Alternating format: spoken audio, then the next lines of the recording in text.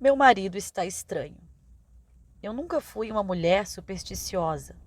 Sempre achei que histórias de fantasmas e demônios eram apenas contos infantis, coisas para nos assustar quando ainda éramos crianças.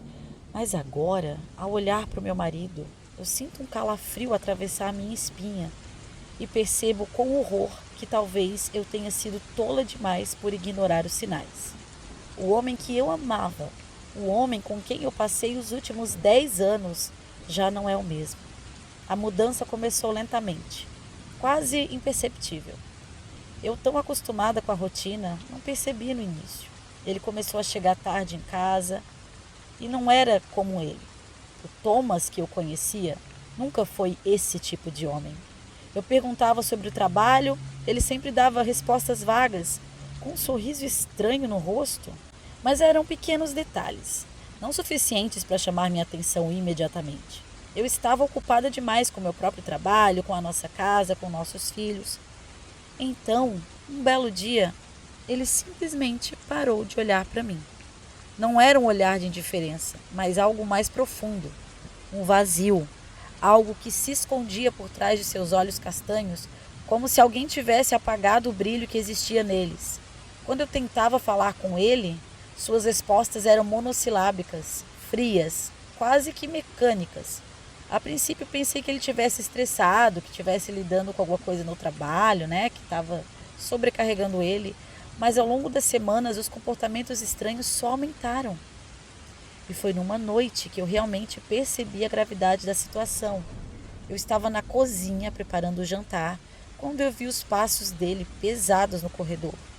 Ele entrou na sala e a sua simples presença me fez arrepiar. Seus olhos estavam vazios, fixos em um ponto distante, e ele não me viu de imediato. Eu chamei ele pelo nome e quando ele virou para mim, o seu olhar estava completamente frio e sem vida. Thomas, você está bem? Perguntei, tentando disfarçar a preocupação na minha voz. Mas ele não respondeu. Seus lábios estavam curvados em uma expressão que não era um sorriso, mas uma coisa muito perturbadora.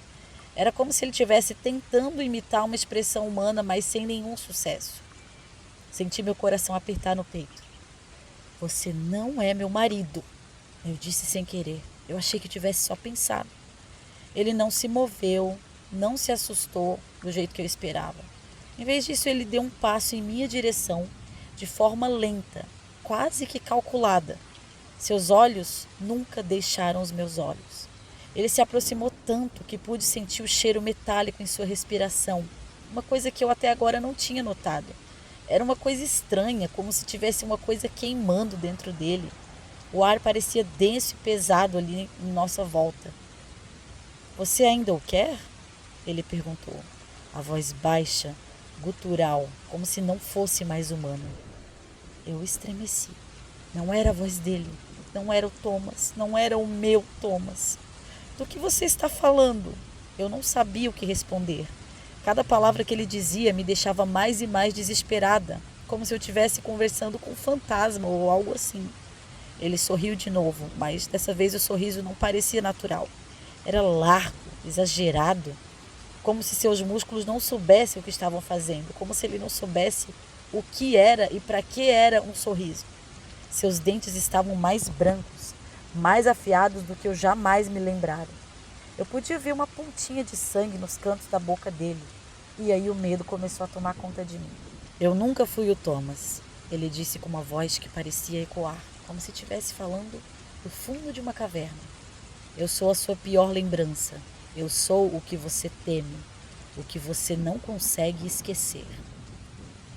Foi quando eu percebi, não só pela voz, mas por todo o seu comportamento, que ele nunca mais tinha me olhado como meu marido. Ele não me tocava mais com carinho. Ele estava só observando, estudando cada movimento meu, como se ele soubesse de alguma coisa que eu não sabia. Aquela noite foi a última vez que eu vi Thomas, e a partir dela, tudo mudou. Eu tentei sair de casa, correr para um lugar seguro, mas ele estava sempre lá, sempre me observando, sempre me seguindo, com aquele sorriso perturbador, aquele olhar vazio. Ninguém ia acreditar em mim. Minha própria família não ia acreditar em mim, eu tenho certeza. Agora eu estou aqui, sozinha, esperando. Eu sei que ele se tornou uma outra coisa. Eu sei que ele não é mais humano e eu sei que ele está perto. Tem alguma coisa na presença dele que me faz sentir a morte a cada segundo. Uma sensação de sufocamento. Eu já vi o que ele faz com os outros. Eu sei o que ele é, mas eu não posso fugir. Ele está aqui, na minha porta. Ele está me chamando pelo meu nome. E eu só sei de uma coisa: eu não vou atender.